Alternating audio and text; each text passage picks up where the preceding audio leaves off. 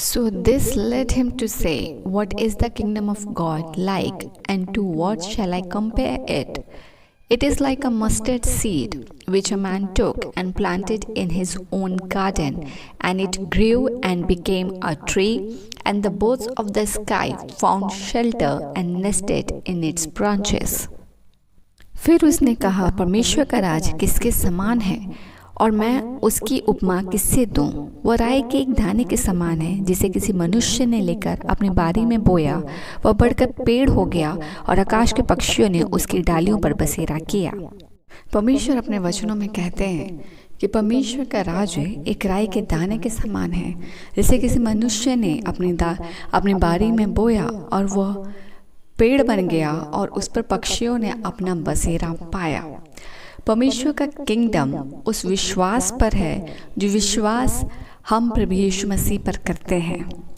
प्रभु यीशु मसीह का कितने जनरेशन्स पहले, कितने हज़ारों साल पहले हमारे लिए धरती पर आना एक योजना था, जो पिता के परमेश्वर की पवित्र योजना में था हमारे लिए, कि हम उसकी धार्मिकता के द्वारा बचाए जाए, हम उसके बलिदान के द्वारा बचाए गए।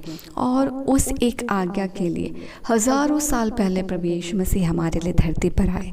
उन्होंने हमारे लिए उस क्रूस की कथा को किया, उसने उस क्रूस को हमारे लिए ले लिया, जो आज हम क्रूस कथा के रूप में सुन पाते हैं, हम बाइबल में पढ़ पाते हैं, और हम जान पाते हैं कि कितने बड़े हाई पेड कॉस्ट को परमेश्वर ने इस क्रूस पर हमारे लिए लिया।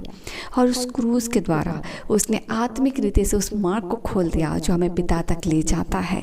जो कल तक हम अपने पिता को परमेश्वर कहते थे, आज यीशु में एक होने के द्वारा, यीशु को ओढ़ लेने के द्वारा और यीशु में होकर जाने के द्वारा आज हम आबा परमेश्वर को आबा पिता कह पाते हैं। और इसीलिए इस एक्ट के द्वारा, इस the great sacrifice of love के द्वारा हम आज प्रभु यीशु मसीह की धार्मिकता में गिने जाते हैं। उस विश्वास में जो हज़ारों साल पहले परमेश्वर ने हमारे लिए किया, आज भी वो जीवित है, आज भी वो वास्तविक है। आज भी यीशु मसीह का पवित्र लहू हमारे लिए बहता है, हर एक उस पापी के लिए जो आज यीशु मसीह की ओर अपने पाप को मान अभिमुख होता है, और यीशु मसीह उनके सारे पापों को अपने पवित्र लहू से धोते हैं। वो साफ हो जाता है, और वो यीशु को ओढ़ अपने नए जीवन की शुरुआत करता है, जो प्रभु यीशु मसीह में पिता से जोड़ता है। वैसे ही परमेश्वर हम सब के व्यक्तिगत जीवन में जब हमने विश्वास किया, हम उस जनरेशन में नहीं है मेरे परमेश्वर जिस जनरेशन में प्रभु यीशु मसीह हमारे लिए उस हाई पेड कॉस्ट को लिए, पर हम हज़ारों साल बाद परमेश्वर इस धरती पर जन्मे हैं। स्टिल दो जब हम यीशु मसीह पर विश्वास करते हैं, हम जब उस वचन पर विश्वास करते हैं, आज भी यीशु मसीह का लहू वास्तविक क्यों है? क्योंकि हम विश्वास करते हैं। हम विश्वास करते हैं कि उसने मेरे लिए लहू को बहाया। हम विश्वास करते हैं हमारे पाप के क्षमा और कहीं नहीं है, पर सिर्फ यीशु के द्वारा है, यीशु के नाम में है। हमारा जीवन कहीं और ग्रहण योग्य नहीं होगा किसी भी रीति से, जब तक हम प्रभु यीशु मसीह को अपने जीवन में ना ग्रहण करें, क्योंकि पिता तक जाने का इकलौता मार्ग प्रभु यीशु मसीह है। न्याय में अपने आप को दोषी ना ठहराने के लिए यीशु का ओढ़ना आवश्यक है। इस सारी बातें का विश्वास का होना, और जैसे ही हम विश्वास करते हैं यीशु मसीह का लहू वास्तविक होता है। हम विश्वास करते हैं इसलिए यीशु मसीह हमारे लिए क्रूस पर मरा। हम विश्वास नहीं करेंगे तो यीशु मसीह का क्रूस पर मरना नहीं मरना हमारे लिए वास्तविक नहीं हो पाएगा। पर ये विश्वास है जो यीशु मसीह क्रूसिफिक्शन को अलाइव करता है, हमारे जीवन में वास्तविक करता है। उसके कोड़े खाए जाना हमने नहीं देखा, मगर हमारा उस वचन पर विश्वास करना उस कोड़े खाए जाने को वास्तविक करता है, जिसके द्वारा हम चंगे होते हैं। राय के दाना विश्वास करना, और परमेश्वर वो विश्वास है जो हमें यीशु से जोड़ता है, पिता से जोड़ता है, और हमारे जीवन में गवाहियाँ आती हैं। इसलिए प्रभु यीशु मसीह कहते हैं कि अगर तुम राई के दाने पे विश्वास करते हो, पहाड़ से कहो कि तुम समुद्र में चले जाओ, वो चला जाएगा। हमारे आत्मिक जीवन का, हमारे आत्मिक उन्नति का, हमारे बीइंग अ क्रिश्चियन लाइफ का एग्जिस्टेंस विश्वास से होता है, क्योंकि हम अपने परमेश्वर पर विश्वास करते हैं। इसीलिए वचन कहता है कि परमेश्वर का राज्य कैसा है, उस राई के दाने के बराबर जो किसी मनुष्य ने अपने बारी में लगाया और वो पेड़ हो गया और उसमें पक्षियाँ बसेरा पाते हैं।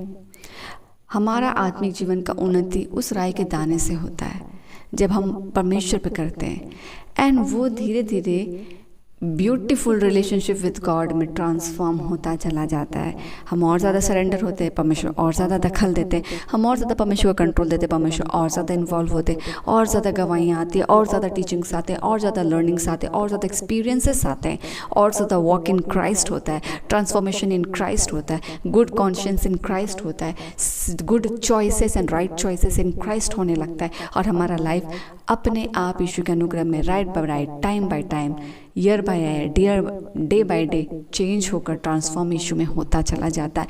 इसलिए वचन कहता है कि तुम यीशु का अनुसरण करो, और हम अंश अंश करके उसके प्रतिस्वरूप में बदलते चले जाएंगे। ये 2 वचन है परमेश्वर, और ये दोनों वचन को तो वास्तविक करता है। धन्यवाद। और परमेश्वर जब हमारा आत्मिक जीवन उन्नत करता है, जब हम फ्रूटफुल होते हैं, जब हम परमेश्वर आपके साथ आत्मिक जीवन में बढ़ते हैं, जब हम यीशु मसीह का हर दिन अनुसरण करते हैं, प्रार्थना में मन लगाते हैं और अपने चाल चलन को यीशु के अनुसरण में सुधारते हैं, हमारे जीवन से दूसरे लोग भी आशीषित होते हैं, क्योंकि हम एक फ्रूटफुल लाइफ जी रहे होते हैं।